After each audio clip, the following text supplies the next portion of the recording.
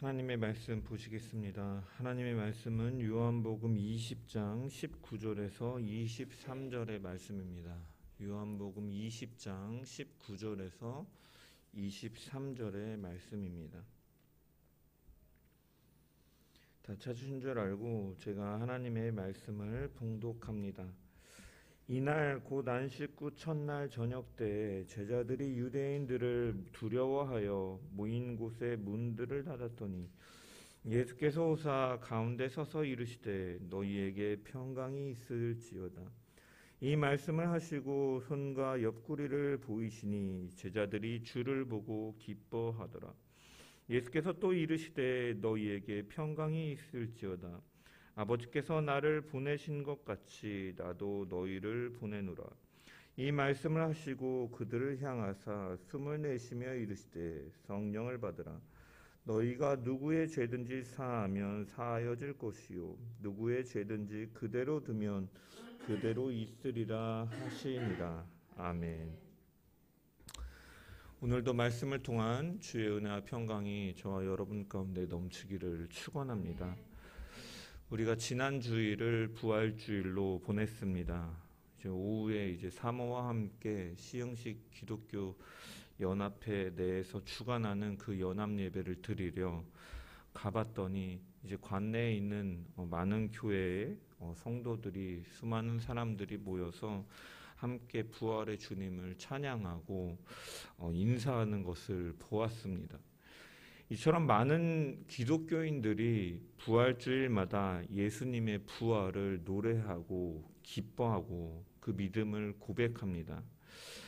그런데 중요한 것을 놓칠 때가 사실은 많이 있습니다. 그 예수님의 부활하신 그 사건이 사실은 내 삶에 어떻게 연결되는지가 중요한데 보통은 그것에 대한 관심이 없고 부활의 신앙으로 살아가야 하는데 그렇지 못한 경우들이 많다라는 것입니다.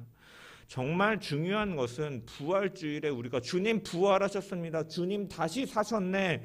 인사하고 노래하는 것이 중요한 것이 아니라 그 부활의 주님을 만나고 그 부활의 신앙으로 살아가는 것이 중요함에도 불구하고 그저 매년 돌아오는 종교적인 이벤트로 보내는 경우가 대부분이다라는 사실입니다. 여러분들은 예수님의 부활을 믿으십니까?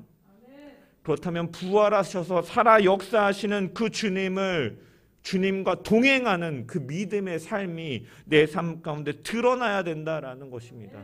그 살아계신 그리스도와의 그 연합됨 속에서 전능하신 하나님을 의식하고 그분 앞에 걸어가는 신앙으로 그분만을 의지하는 믿음으로 그분이 기뻐하시는 뜻을 쫓으며 살아가야 된다라는 것입니다. 하나님을 기쁘시게 하기 위한 그 삶이 내 삶 가운데 드러나야 된다라는 것입니다. 그것이 바로 부활의 믿음으로 사는 신앙인 줄 믿습니다.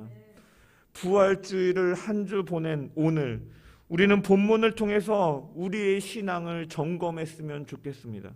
부활주일 때에만 예수 부활하셨네라고 말하는 것이 아니라 사망 권세 이기시고 부활하신 그 주님과 연합하고 동행함을 통해 그 부활의 증인으로 주님께서 주신 그 평안을 누리며 그 평안을 나타내며 살아가는 저와 여러분 되기를 간절히 축원합니다. 부활의 주님께서는 먼저 막달라 마리아에게 나타나시고 누가복음에 보면 그 지난주에 살펴본 것처럼 엠마오로 가는 그 두 제자의 대화 속에서 시몬에게 나타나셨음을 알 수가 있고 또한 그 두 제자에게 나타나셨고 오늘 본문과 같이 그 제자들에게 나타나십니다. 예수님의 제자들은 이 막달라 마리아가 전한 내가 주님을 보았다 그리고 당신들에게 가서 이것을 전하라고 주님께서 말씀하셨다라는 메시지에 그들은 당황했을 것입니다. 왜냐? 그들은 부활을 믿지 못하였기 때문에, 이해하지 못하였기 때문에.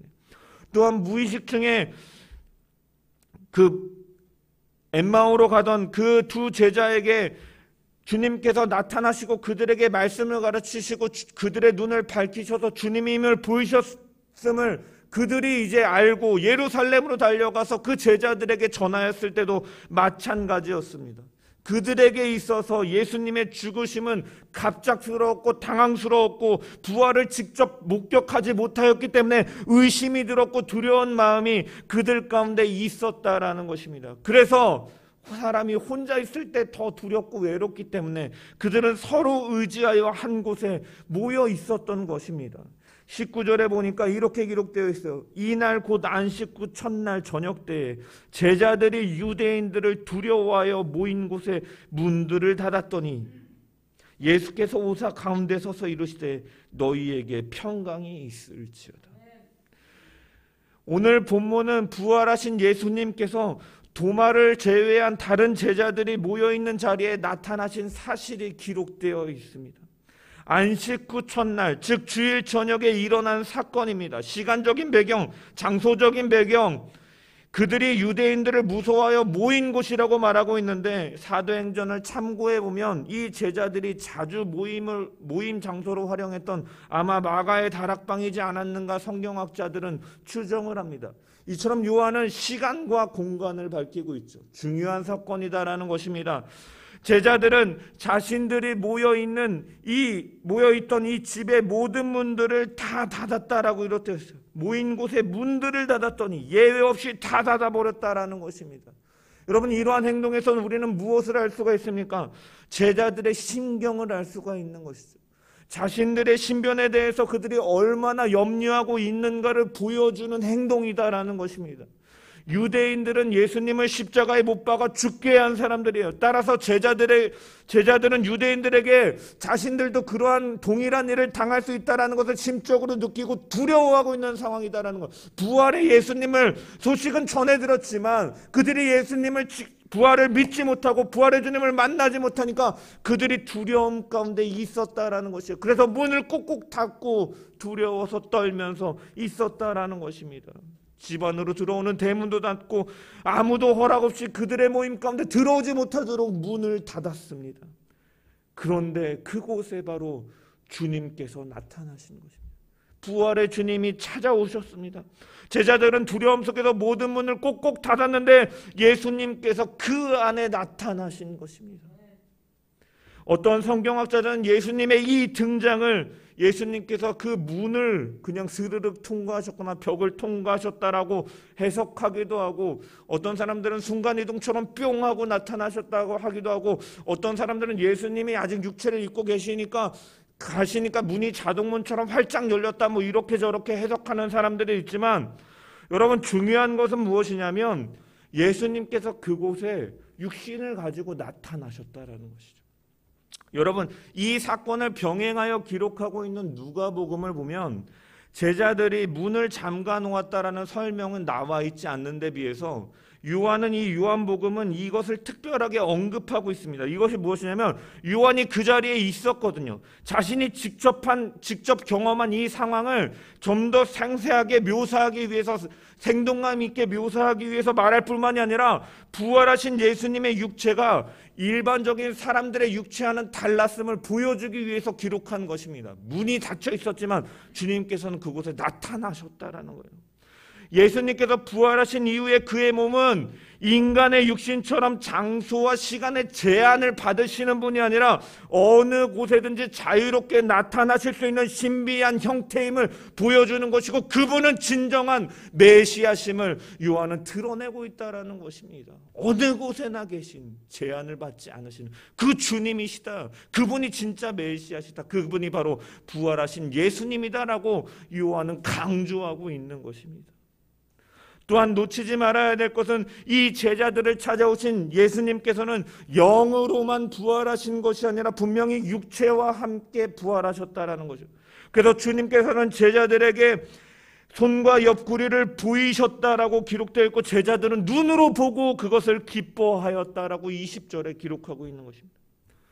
여러분, 육체를 부인하고 부정하고 악한 것으로 보는 그러한 이원론적인 사상을 토대로 한 이단 사상 중에 예수 그리스도께서 이 땅에 오신 것은 시공간적 한계인 묶인 그런 육체와 인간성을 가지고 오신 것이 아니라 다만 유령처럼 어떠한 영적인 존재로 이 땅에 임하셨고 어떤 사람의 몸을 빌렸다든지 아니면 육체를 입은 것처럼 보이게끔 하셨다라고 해석하는 자들이 있지만, 그래서 그들은 예수님께서 하신 그 지상의 사역을, 공생의 사역을 인간적인 먹고 마시고 자고 피곤해하시고 이렇게 하신 것들을 환상으로 치부하면서 예수님께서 그 몸 안에 아니면 잠시 빌려서 그 안에 머물러 있다라고 해석하는 견해들을 가지고 이단의 사상들은 해석을 하지만, 예수 그리스도께서 우리와 같은 육신을 가진 완전한 인성을 가진 분으로 우리가 믿지 않는다면, 그것을 부인한다면 그분은 우리를 위한 완벽한 대속제물이 없음을 부인하는 것과 마찬가지입니다. 왜? 그분은 인간을 구원하시기 위해서 오신 분이기 때문에 육신을 입고 오신 것이 중요하다라는 것이죠. 그래서 그분은 분명히 육신을 입고 이 땅 가운데 오셨고, 부활하신 이후에도 그는 제한되어 있는 육신이 아니라 신비한 육체를 가지고 있다라는 것을 요한은 분명하게 증언하고 있다라는 것이죠. 그 당시에 초대교회의 영지주의자들로 인해서 육신을 부정한 것으로 여기고 예수님의 인성을 부인하는 자들에게 주님은 분명하게 육신을 가지고 오셨고, 부활하신 주님께서도 신비한 육신을 가지고 계셨음을 분명하게 요한은 증언하고 있는 것입니다. 우리는 우리와 같은 인성을 가지고 오신 예수 그리스도를 우리는 믿어야 된다는 것입니다. 바울은 이 부활한 이후의 몸을 신령한 몸이다라고 고린도전서 15장에 표현하였습니다. 여러분, 이거를 헬라어로 보면은 소마 푸뉴마티콘이라고 이렇게 기록되어 있는데, 여기서 신령한에 해당하는 이 푸뉴마티콘, 이 원형은 푸뉴마티코스인데, 성경에서 이 단어가 어떤 때 사용되냐면, 이 신령한이라는 의미는 하나님보다 열등하고 육에 속한 사람보다는 우등한 상태를 가리킬 때 사용되기도 하고, 또한 육신의 지배를 받는 것이 아니라 하나님의 영에 의해서 지배를 받는다라는 의미로 사용되기도 하고, 자연 법칙에 의해 지배받는 존재와 구별된다라는 의미로 이 신령한이라는 단어를 사용합니다. 일반적인 육체보다 우등한 존재, 하나님의 영에 의해서 지배를 받는다는 의미, 자연 법칙과 상관없이 구별되는 존재라는 것을 의미한다라는 것입니다. 이러한 사실들을 통해서 우리는 부활했을 때 갖는 몸에 대해서 우리는 신비로서 다 알 수는 없지만 어떠할지에 대해서는 분명히 유추해 볼 수가 있다는 거예요. 그곳에는 질병도 없고 아픔도 없고 슬픔도 없고 자연 법칙에서 벗어나서 영원한 생명으로 하나님 앞에서, 보좌 앞에서 그분을 찬양하고 즐거워하는 몸을 우리가 입게 됨을 우리는 성경을 통해서 유추해 볼 수가 있다라는 것입니다. 얼마나 기대가 되십니까? 우리가 지금 이 땅에서의 육신은 이제 나이가 들어감에 따라서 한 해 한 해가 다르고, 무릎이 고장나고 허리가 아프고 당뇨가 생기고 여러 질병으로 인해서 우리는 늙어갈수록 사실은 연약해지지만, 주님께서 우리를 위하여 죽으시고 부활하시면서 그 보이신 그 육체를, 신령한 몸을 통해서 우리는 그 옷을, 그 몸을 입을 것을 기대하고 바라볼 수가 있다라는 것입니다. 그렇기 때문에 여러분, 더욱 그 소망으로 염원하며 갈망하며 그 나라를 바라봐야 된다라는 것입니다. 부활하신 주님께서는 제자들에게 나타나신 후에 너희에게 평강이 있을지어다라고 인사하셨습니다. 여러분, 이 평강이 있을지어다, 너희에게 있을지어다, 사실은 이 인사는요, 유대인들이 하는 평범한 인사입니다. 평강을 뜻하는 에이레네라는 헬라어는 히브리어로 샬롬이에요. 샬롬. 그래서 고대 이스라엘 때부터 예수님 당시에 이르기까지 유대인들 사이에서 가장 보편적으로 사용되어지는 인사였습니다. 사람을 만났을 때, 또한 헤어졌을 때, 이웃을 방문할 때 자연스럽게 사용하는 인사가 바로 이 샬롬, 평강이 너희에게 있을지어다. 쉽게 말하면 우리나라로 치면 안녕, 갈 때도 안녕, 만났을 때도 안녕, 어디 집에 갔을 때도 안녕, 이렇게 인사하는 것과 같다라는 것이죠. 그런데 본문에서는 그러한 평범한 인사말의 의미를 넘어서서 예수님의 사역과 관련한 중요한 의미를 가지고 있는 것입니다. 특별히 요한은 이 평강 에이레네에 대해서 굉장히 이 본문을 통해서 강조하고자 하는 의도가 있습니다. 여러분, 이 장면이 병행되어진 이 누가복음을 보면 누가복음 24장 36절부터 49절까지 이 내용이 동일하게 기록되어 있는데, 누가는 누가복음에서 이 평강이라는 단어를 한 번밖에 사용하지 않습니다. 한 번밖에 사용하지 않는데, 요한은 우리가 읽은 이 본문에서 두 번이나 기록하고, 이 이후에 나타난 도마에게 나타나신 28절까지 기록하면 이 제자들에게 나타나셔서 이 평안이 너희에게 있을지어다를 세 번에 걸쳐서 말씀하셨다라는 거예요. 이것은 특별히 기독교의 특징을 보여주는 중심 단어 가운데 하나인 평강을 강조하려는 의도가 요한에게 있고, 그러한 의도를 가지고 이 요한복음을 기록하였다라는 것입니다. 평강이 중요하기 때문에 요한은 강조하고 있다라는 것이죠. 그렇다면 예수님께서 말씀하신 평강의 의미가 무엇인가? 여러분, 요한복음 내에서 이 평강이라는 단어를 보면 예수님께서 요한복음 16장 33절에 이렇게 말씀하셨습니다. 우리 한번 같이 읽어보겠습니다. 요한복음 16장 33절 시작. 이것을 너희에게 이르는 것은 너희로 내 안에서 평안을 누리게. 세상에서는 너희가 환난을 당하나 담대하라. 내가 세상을 이기었노라. 아멘. 이 말씀을 통하여서 평안은 예수님 안에서 주어지는 것으로, 예수님께서 십자가에 못 박히시는 사건을 통해서 주어지는 것이고, 세상에서 당하는 환난을 이기는 담대함을 주는 것이 바로 평안임을 알 수 있다는 것입니다. 예수님께서 십자가에서 못 박히신 사건을 통해서 우리 가운데 주어지는 것이 바로 평안이고, 세상 가운데 당하는 환난을, 그 평안 속에서 당하는 환난을 이겨내는 담대함을 주는 것이 바로 이 평안이다라고 주님께서는 말씀하고 계시죠. 여러분, 또한 보혜사 성령에 대해서 말씀하시는 14장 26절부터 27절의 말씀을 우리 한번 좀 읽어보겠습니다. 14장 26절에서 27절 말씀 시작. 보혜사 보내실 성령, 그가 너희에게 모든 것을 가르치고 내가 너희에게 말한 모든 것을 생각나게 하리라. 평안을 너희에게 끼치노니 곧 나의 평안을 너희에게 주노라. 내가 너희에게 주는 것은 세상이 주는 것과 같지 아니하니라. 너희는 마음에 근심하지도 말고 두려워하지 말라. 아멘. 이처럼 세상의 평안과는 다른 하나님 안에서의 평안을 의미하는 것입니다. 이 두 구절의 내용을 종합해 보면 하나님이 주시는 진정한 평안은 예수님의 십자가에서의 고난 사건과 부활 이후에 승천하심으로 인한 그 이후에 보혜사 성령이 보내주시는 이 구속사적인 의미를 포함한 평안이 바로 이 평안이 너희에게 있을지어다라고 말씀하시는 이 말씀 안에, 이 인사말 안에 담겨 있다라는 것입니다. 주님의 죽으심 속에서 우리는 하나님과의 평안을 누리게 되었고, 그분이 부활 승천하시고 또한 보혜사 성령을 제자들에게 보내주심을 통해서 그 보혜사 성령 안에서 거함을 통하여 우리의 구원이 보증되고 확증되어지는 이러한 구속사적인 역사 속에서의 평안, 그렇기 때문에 우리가 소망을 가질 수 있고 평안을 가질 수 있다는 의미로 주님께서는 말씀하신 것입니다. 제자들에게.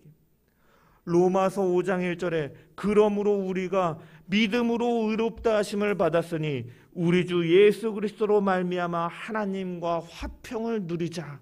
바울이 말하고 있는 것처럼 하나님과 원수되었던 우리가 하나님과 화평을 누리게 되는 것은 그리스도로 말미암아 가능하고, 그분이 하신 일로만 가능하고, 그분을 믿는 믿음으로 우리가 그 평안을 누리게 되었다라는 것입니다. 그의 죽으심과 십자가에서 피를 통하여 이 하나님 안에서의 평안이 우리 가운데 이루어진 것이고, 부활 승천하신 이후에 성령을 보내심으로 세상이 줄 수 없는 평안, 아무리 고난과 환난이 우리 가운데 닥쳐올다 할지라도 그 환난 가운데서도 그 기쁨을 빼앗을 수 없는 평안함이 우리 가운데 있게 된다라는 사실입니다. 그래서 갈라디아서를 보면 성령의 9가지 열매 중에서 이 화평을 이 성령의 열매라고 바울은 말하고 있는 것이죠. 에베소서 4장 3절에 보면 성령은 평안에 매는 줄로 성도들을 하나 되게 하신다라고 말씀. 성령이 하시는 일은 평안이 매는 줄로 성도들을 하나가 되게 하신다. 그리고 에베소서 2장 14절에서 19절에 보면 성령은 성도가 하나님과 원수된 관계를 풀고 화목하게 하시는 분이다라고 말씀하고 있는 것이죠. 이처럼 주님께서 주시는 평안은 예수 그리스도의 십자가와 부활, 보혜사 성령의 내주를 통해서 하나님 안에 거하고 그분 안에 누리는 상태를 의미하는 것이다. 그 십자가에서 죽으심과 부활, 그리고 보내신 성령 안에 을 통해서 하나님 안에 거하고 그 영원한 생명을 누리고 그분과 교제하며 화목한 관계로 살아가는 그 성도의 상태가 바로 평안임을 주님께서는 말씀하고 계신 것입니다. 즉 예수 그리스도께서 제자들에게 주신 평강은 예수 그리스도의 그 구속 사역으로 말미암아 단절되었던 하나님과 인간 사이의 관계가 회복됨으로 말미암아 누리게 되는 그러한 육적인 평안과 영적인 구원을 포함한 그러한 구속사적인 개념으로서 주님께서는 말씀하신 것입니다. 예수님께서 제자들에게 향해 이 평안을 주신 것은 이 세상에서 진정한 평안을 가져오기 위해 십자가에서 죽으셨고 이 평안을 없애는 사망 권세를 이기시고 부활하신 그리스도이심을 확인하기 위함인 것이었다라는 것이에요. 그래서 너희에게 평안을 주노라라는 것은 내가 이것을 행하였다라는 의미도 되는 것입니다. 내가 이것을 행한 너희의 구원자다, 메시아다라는 것입니다. 이것이 바로 부활의 주님께서 제자들에게 건넨 평강의 평안의 의미인 것입니다. 따라서 우리는 주님이 주신 이 영원한 기쁨 속에서, 생명의 기쁨 속에서, 구원의 확신과 믿음 속에 우리는 날마다 기뻐하며 감사하며 살아가야 될 줄 믿습니다. 부활하신 주님의 음성을 듣고 부활하신 주님을 바라본 제자들은요, 기뻐하였다라고 요한은 증언합니다. 부활하셔서 제자들에게 오신 주님은 그들의 두려움을, 슬픔을 기쁨으로, 감격으로 바꾸신 것입니다. 여러분, 그들은 처음에 두려워하면서 문을 닫고 있었지만 부활의 주님을 만나고 주님께서 주신 그 평안을 바라보니까 그들이 기뻐하며 즐거워하였습니다. 여러분, 여기서 우리는 요한복음 16장 20절에서 22절에 예수님께서 자신의 순환을 예고하시면서 하신 말씀, 내가 진실로 진실로 너희에게 이르노니 너희는 곡하고 애곡하겠으나 세상은 기뻐하리라. 그러나 너희가 근심하겠으나 너희의 근심이 도리어 기쁨이 되리라 하고 말씀하신 그 약속을 이루신 것입니다. 이처럼 주님의 부활은 우리의 근심을, 우리의 슬픔을, 우리의 두려움을 기쁨으로 바꾸어 주는 것이고, 주님이 부활이 우리에게 주는 선물이 바로 이것인 줄 믿으시길 바랍니다. 고린도후서 5장 17절에 바울은 이렇게 말합니다. 그런즉 누구든지 그리스도 안에 있으면 새로운 피조물이라. 이전 것은 지나갔으니 보라 새 것이 되었더라. 여러분, 예수를 믿는다고 해서 우리의 육신이 갑자기 뿅 하고 변신하는 것처럼 변화가 되지 않습니다. 그럼에도 불구하고 바울이 왜 그리스도 안에서 새로운 피조물이 되었다라고 선언을 합니까? 그것은 주님께서 주시는 이 평안을 우리가 누리게 되는 상태가 되었기 때문인 것입니다. 하나님 안에서의 영원한 생명을 이미 그 땅에서 천국에서 이루어질 것을 이 땅에 가져서 이미 누리면서 하나님의 통치를 받고 하나님과 교제하며 그 기쁨을 누리며 사는 그 상태가 되었고, 그렇기 때문에 그런 영원한 그 기쁨과 소망이 우리 가운데 있기 때문에 이 땅에서의 환난과 고통이 여전히 우리 앞에 있지만 그것이 더 이상 우리의 영원한 기쁨을 빼앗을 수가 없기 때문에, 새 삶을 살게 하셨기 때문에 새로운 피조물이다라고 바울은 분명히 말씀하고 있는 것입니다. 이제 우리는 예수 그리스도의 죽음과 부활을 믿기 때문에 죽음조차도 절망을 안겨줄 수 없는 존재가 되었음을 믿으시길 소망합니다. 그렇기 때문에 우리는 죽음을 두려워하지 않을 수가 있는 거예요. 제자들이 두려워하던 자들이 어떻게 그렇게 주님의 복음을 전하면서 담대하게 나가서 전하다가 순교를 하고 죽게 됩니까? 그것은 부활의 주님을 만나고 참 평안이 무엇인지를 알게 되었고 새로운 피조물이 그들이 예수 그리스도를 통해서 되었기 때문에 그들은 더 이상 두려워하지 않고 나아갔던 것입니다. 세상 사람들은 경제가 어렵거나 건강으로 인하여 근심하고 염려하고 그러한 걱정 근심에 사로잡히지만 예수 안에 있는 사람들은 이제는 참 평안을 누리게 되었기 때문에, 새로운 피조물이 되었기 때문에 더 이상 그것으로 인하여 우리의 참된 기쁨을 빼앗기는 것이 아니라 우리는 그 기쁨을 바라보며 어떠한 형편에서든지 하나님께 감사하며 기뻐하며 범사에 감사하는 삶, 자족하는 삶을 살아갈 수가 있게 된 것입니다. 환경이 바뀌진 않았지만 내가 주 안에서 바뀌게 된 것입니다. 그 은혜가 바로 내 안에 있다라는 것입니다. 더 이상 사만 권세가 내게 주인 노릇하지 못함을 기억하면서 주께서 주신 참된 평안으로 늘 기뻐하며 감사하는 저와 여러분 되시기를 주님의 이름으로 축원합니다. 또한 이 평안은 우리를 사명으로 인도하는 평안입니다. 여러분 21절의 말씀을 우리 다 같이 한번 읽어보겠습니다. 시작.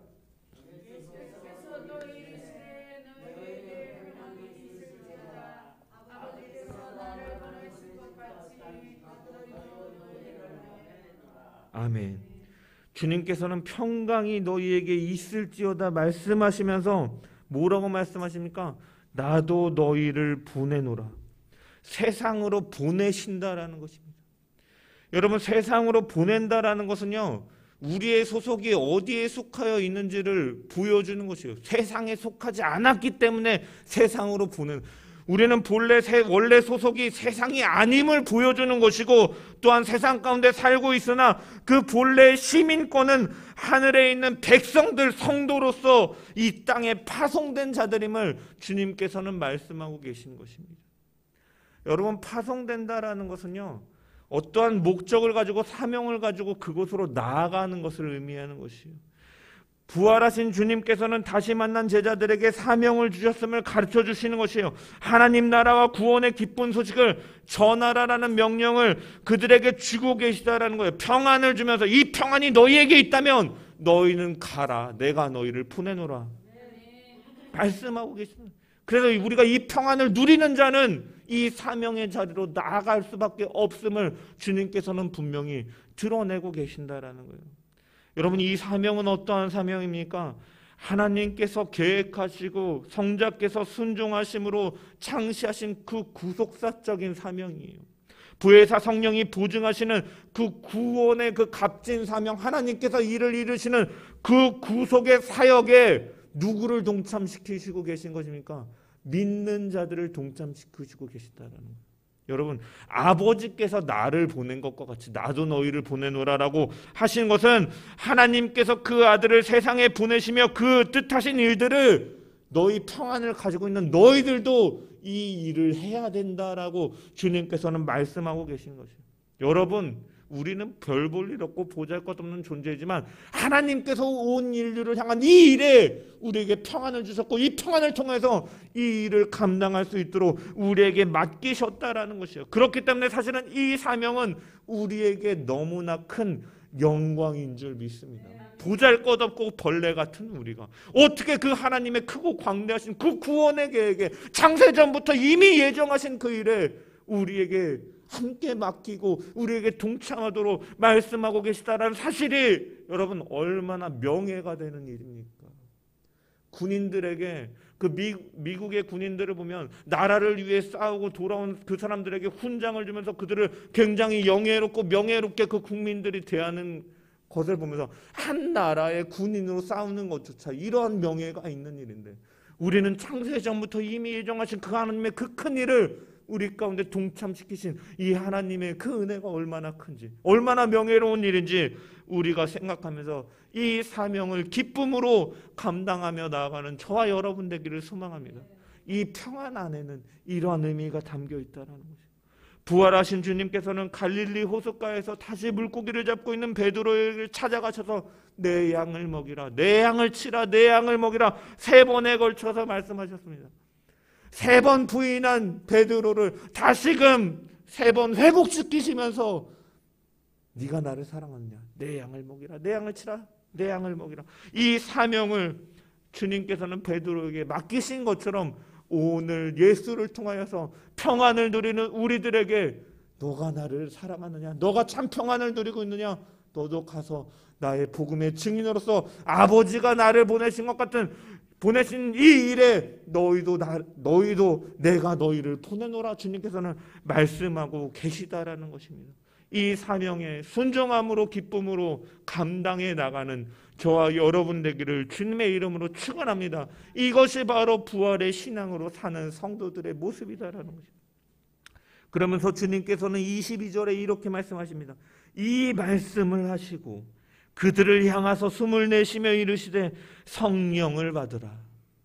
여러분, 이 말씀을 하시고 성령을 받으라라고 기록되어 있습니다.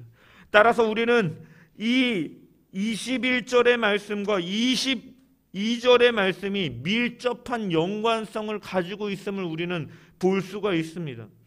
즉 예수께서 제자들에게 사명을 주시고 파송하는 일과 연관시켜서 성령을 받으라라고 말씀하고 계시다라는 것이에요. 여러분, 성령을 받게 되면 여러분 우리는 어떠한 말씀이 자연스럽게 떠오릅니까? 예수님께서 승천하시면서 사도행전 1장 8절에 오직 성령이 너희에게 임하시면 너희가 권능을 받고 예루살렘과 온 유대와 사마리아와 땅끝까지 이르러 내 증인이 되리라 말씀하신 이 말씀이 연관된다라는 거예요. 부활하신 주님께서는 제자들에게 사명을 주실 뿐만 아니라 그 사명을 감당할 힘과 지혜의 원천도 누가 주신다라는 거예요? 하나님의 영이신 성령을 통해서 공급하여 주신다라는 거예요. 이 사명을 성령께서 공급하여 주심으로 이 사명을 감당할 수 있는 힘을 우리 가운데 주신다라는 의미이다라는 것이에요. 그러면서 그렇기 때문에 이 말씀을 하시면서 너희가 성령을 받으라라고 말씀하시고 성령을 약속하신 것입니다. 그리고 이어서 23절에 이렇게 말씀하십니다. 너희가 누구의 죄든지 사하면 사하여질 것이요 누구의 죄든지 그대로 두면 그대로 있으리라 하시니라. 여러분, 이 말씀을 문자 그대로 받아들여서 오해하면 이 죄사함의 권세가 제자들에게 위임됐다라고 해석할 수 있습니다. 여러분, 가톨릭에서는 이러한 권한이 제자들, 특히 이 베드로의 뒤를 이었다고 주장하는 이 교황에게 이 죄를 사하는 사제권이 주어졌다라고 주장을 하고 해석하기도 합니다. 그러나 사실은 우리는 본문은 어디를 봐도 이 너희라는 말이 베드로를 가리킨다라고 보는 근거는 아무것도 없다라는 거예요. 여러분, 사실은 이것은 제자들을 전체를 가리키는 너희예요. 여러분, 그렇다면 제자들 전체가 그런 권세를 받았느냐? 여러분, 그런 의미가 아니에요. 이 말씀은 믿는 사람들이 이 사람들의 죄를 사하거나 그냥 둘 수 있는 권한을 받았다라는 의미로 주님께서 하신 말씀이 아니다라는 거예요. 왜? 그런 권한은 오직 하나님께만 있기 때문에. 여러분, 그렇다면 이 말씀의 의미는 무엇인가? 바로 앞에서 하신 성령을 받으라라는 말씀과 연관되어서 주님께서 말씀하고 계시잖아요. 그렇기 때문에 우리는 성령을 받으라라는 말씀과 이 23절의 말씀을 연결시켜야 된다라는 것이에요. 성령의 내주하심과 도우심 없이는 우리가 사명을 감당할 수 없고, 인간 스스로 다른 사람의 죄를 사하거나 그대로 두는 것이 아니고 신자 안에 계시는 성령께서 그 일을 할 수 있도록 너희가 하라라는 의미인 것입니다. 성령이 하실 수 있도록 너희가 하라라는 의미로 말씀하시는 것이에요. 성령은 우리의 죄를 깨닫게 하시고 우리를 돌이키게 하시고 진리 가운데로 인도하시는 분이신데, 그분이 하실 수 있도록 너희는 복음을 전하라라는 명령인 것이에요. 성령께서 그 일을 하실 수 있도록 너희가 하라라는 의미인 것이지, 우리에게 그 권세가 있다라는 의미로 말씀하신 것이 아니다라는 것이에요.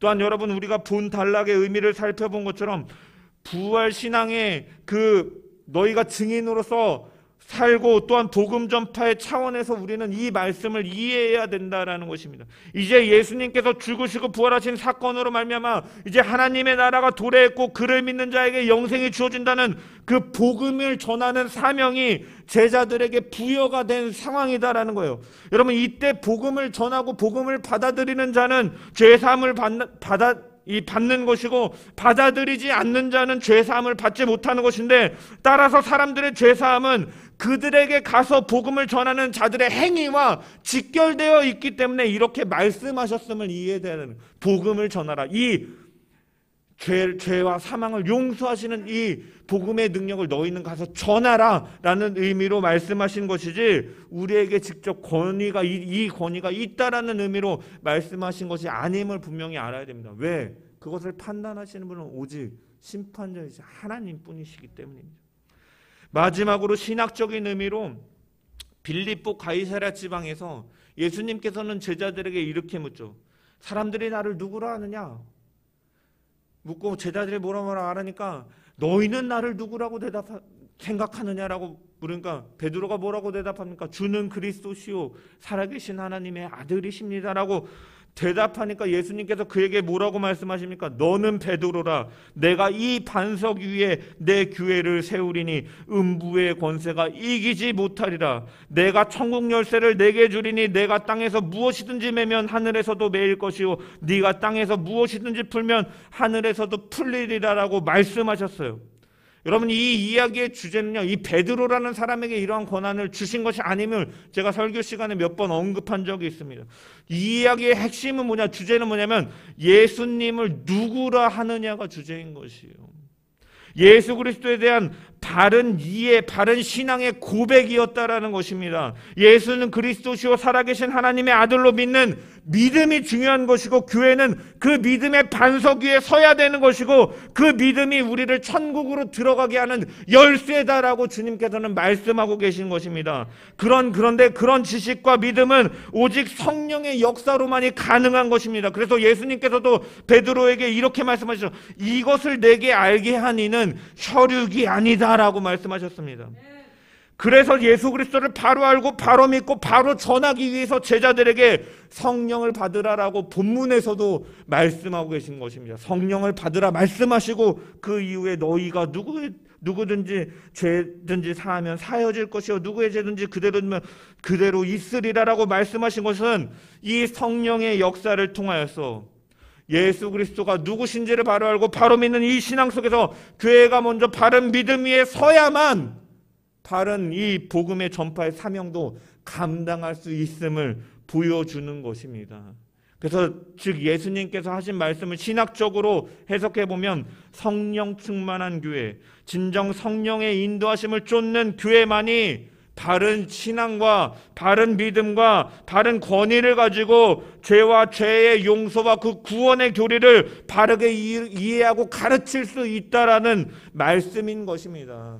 성령을 통해서 하나님께서 허락하신 백성들이 바로 알고 바로 믿을 수가 있고, 또한 이 복음을 전하는, 이 죄사함의 그 복음을 전하는 이 사명으로, 그 교회로 사용되어질 수 있다라는 의미로 주님께서는 말씀하신 것입니다. 그렇기 때문에 여러분, 우리 한 성도 한 사람이 성령의 인도하심 속에서 부활의 주님을 더욱더 바로 알고 그 바른 믿음의 고백, 너희는 나를 누구라 하느냐 라고 말할 때 주는 그리스도시요 살아계신 하나님의 아들이십니다. 우리는 부활의 주님을 다른 것으로 믿고 따르는 것이 아니라 진정한 주님으로 우리가 믿고, 우리를 구원하신 구주로 나의 삶을 살리셨고 그 생명값으로 우리를 사셨기 때문에 나의 주인이 이제 주님이 되셨다라는 믿음의 고백 속에서, 그 인도하심 속에서 바른 복음을 전하며 이 복음의 증인으로서 살아가는 저와 여러분 되기를 주님의 이름으로 간절히 축원합니다. 그것이 바로 평안이고, 그 평안이 바로 사명으로 이끄는 줄 믿습니다. 말씀을 마무리하겠습니다. 우리가 믿는 예수님은 사망 권세 깨트리고 승리하신 분이십니다. 그분은 우리의 슬픔을 기쁨으로 바꾸신 분이시고, 죄와 사망으로 인해 또한 이 세상의 어떠한 두려움으로 인해서 그 기쁨에서 끊을 수가 없고 빼앗을 수 없는 참된 평안을 우리에게 주신 분이십니다. 그분 안에 연합됨을 통하여 우리는 생명의 근원 되시는 하나님과의 교제를 할 수가 있고, 그 영원한 생명을 누릴 수가 있고, 그렇기 때문에 그 어떠한 환난 속에서도 빼앗기지 않는 참 평안을 우리는 누리며 살아갈 수가 있게 된 것입니다. 그 부활의 주님이 이 평안을 허락하신 줄 믿습니다. 여러분, 부활주의를 지내고 나서도 우리는 그 부활, 주님 다시 사셨습니다, 그 찬양에서 끝나는 것이 아니라 그 이후에 이 주님께서 주신 평안을 가지고 우리는 기뻐하며 하나님께 영광 돌리며 그분과 교제하며 삶을 살아가야 되는 것입니다. 내 삶 가운데 그런 구원의 확신을 가지고 기쁨을 가지고 감사의 고백이 넘쳐나는 삶을 사는 것이 바로 부활의 신앙을 가지고 사는 사람들인 것입니다. 또한 그 주님의 평강은 우리에게 사명으로 인도하신다라고 말씀드렸습니다. 제자들은 부활의 주님을 만나기 전까지는 두려움에서 헤어나올 수가 없었지만, 그들에겐 소망이 없었지만, 두려움이 그들을 짓누르고 있었지만, 부활의 주님을 만나게 되었을 때 그들이 바로 보고 그 주님의 손과 발과 옆구리를 보았을 때 그들이 기쁨으로 바뀌었던 것처럼, 기쁨이 마음이 그들을 지배하고 평강이 그들의 심령이 넘쳐짐을 통하여서 주님께서 평안을 주노라, 이 평안을 주노라 말씀하시면서 아버지께서 나를 보내신 것 같이 나도 너희를 보내노라, 이 명령을 쫓아 그들이 나아갔던 것처럼 우리가 이 부활의 주님이 찾아오셨다라는 것은 어두움이 임한 것과 같은 절망과 좌절 사망에서 죄와 사망의 길로 걸어가는 우리를 변화시키셨고, 그 구원의 기쁨과 확신 속에서 우리가 주님께서 가신 그 길을 나 역시도 동참하며 그 복음의 증인으로서 삶을 살아가야 됨을 주님께서는 분명히 명령하고 계신 것입니다. 우리가 이 복음의 증인으로서의 삶을 살아가는 저와 여러분 되기를 간절히 소망합니다. 삶 속에서 복음의 증인으로 살고 입술로는 복음을 증거하며 만나는 자들마다 아직 예수 그리스도를 알지 못하여 하나님과 원수된 자들에게 죄와 사망으로부터 승리하게 하시는 구원하신 그 주님을 전하고 예수님께로 인도함을 통하여 그들 역시도 하나님께서 주시는 참 평안을 받고 하나님과 화목하게 하는 그 증인으로 살아가는 저와 여러분 되시기를 간절히 축원합니다. 이런 부활의 증인으로 삽시다. 부활의 생명으로 삽시다. 부활의 믿음으로 삽시다.